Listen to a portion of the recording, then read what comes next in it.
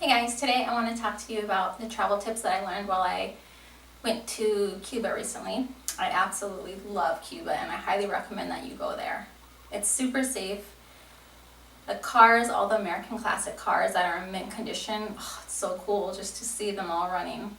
And my favorite thing about Cuba was definitely the people. They are so warm and friendly and inviting. I'm sure if you're researching Cuba and watching this video, you've already made up your mind. So let's get started. The very first tip I will give you, I have my notes here in case I get off track, which I often do. So if I'm referring to my notes, you know why. The first tip I will give you is to make sure that you bring all your necessities, your shampoo, conditioner, soap, deodorant, toothpaste, razor. If you're a woman and it's that time of the month, make sure you bring all your items, because one thing you're not going to see in Cuba is any convenience stores. I didn't see them anywhere. So if you forget something, it's not like you can just run to the store and grab it. And I'm sure there must be a way to get it because the locals have to be able to get it. But as a tourist, I just didn't see it anywhere. Any convenience stores, anywhere. So yeah, I would make sure to bring all your basic necessities. I also recommend to bring toilet paper and soap because not all the public places that I went to had it. Tip number 2 is to stay in Airbnb. I stayed in Airbnbs and I absolutely loved it. So I learned that the typical Cuban person will make 20 CUC a month. So if they're able to rent out a room, that increases their income by so much, and I think that we should be supporting the Cuban people if we're going to their country. And anytime you stay in a hotel, you're supporting the government because the government owns the hotels. Love staying in the Airbnbs just because you get a more genuine and authentic experience. You're supporting the people. And it's way more affordable. And a lot of them, you'll be able to purchase a meal. So it's just so fun to be able to stay in a local home and have a home cooked meal. So it really makes a big difference if you do that versus staying in a hotel. Tip number 3 is if you're staying in Havana, try to stay near a hotel called Hotel Havana Libre. And the reason why I'm recommending this is because it's centrally located. It's near the Malecon. It's near all the restaurants. They're in walking distance from the hotel. When you take a cab, they all know that area. So even though I wasn't staying at the hotel, just use it as a reference point because it's close to my Airbnb. And that way, all the cab drivers know the area. Because a few times I was going to a different Airbnb and the cab drivers didn't know it. So we were just kind of driving around until we actually found it. So I would recommend staying close to that hotel. And the fourth reason I want to say to book close to that hotel is because even though I was staying in an Airbnb, I often went to this hotel to book, to use a concierge to book a tour for the day. Because you have to remember in Cuba, you're not going to have internet.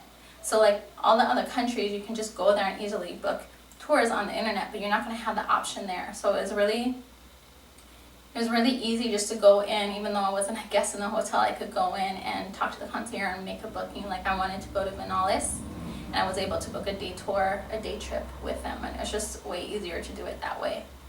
And I was doing research before I went to Cuba, and I was watching a lot of other vlogs, and there's 3 apps that I was recommended to download, and they were Maps.me, Triposa, and Google Translate. Maps.me works really well, so I want to suggest that to you to download that on your phone before you leave, and also make sure you download the map of Cuba before you leave. So I would recommend to download Triposa. That worked well offline, but Google Translate didn't work offline, and if there's a way to do it, I don't know how to do it. Practice using it offline by turning your phone on airplane mode and try to use it offline so you're familiar with it before you actually get over to Cuba. I took many years of Spanish, and I should have brushed up on my Spanish words before I went there, but I definitely would recommend to you to just do a little bit of review and learn some words that you think you're going to be able to use over there, and just kind of practice using it before you leave, because it will help you with your vocabulary in Spanish, just to kind of brush up on some Spanish words. Another tip I would give is to use, why can I not speak today? Another tip I will give is to use Via Sol to book transportation. And I really recommend them because for one, it's cheap, and for two, it's just a great way to check out different cities in Cuba. So I took this bus from Havana to Veradero, which I believe is about 3 hours, and it's only $10. So it's just a really good alternative to doing that if you're traveling to Cuba alone instead of having to book a cab, which is going to be really expensive to go that far if you're by yourself. And there are a few things that you need to, a few rules that you need to follow if you're going to book through them. So you want to book you can book it online at home before you leave to Cuba. Make sure you print out your ticket because they're pretty strict. Once you get to the bus station, they're going to ask you for the ticket. And make sure that you show up 1 hour early, because as soon I read that and it was a really good recommendation. So I got there 1 hour early. I gave him my ticket and everything was fine. But I think if you just were to show up like 10 minutes before the bus leaves, I don't think you're going to be able to get on. So book it online before you leave, print out your ticket, have it in hand, and make sure you show up at the bus station 1 hour before it actually leaves.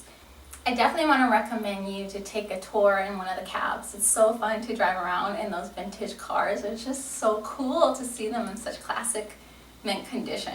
Like, it was just such an experience that you're not going to get anywhere else. And I always recommend that if you can take an experience that you normally can't do it. Because that's what's going to really make your trip so memorable, is doing those experiences that you can't do elsewhere.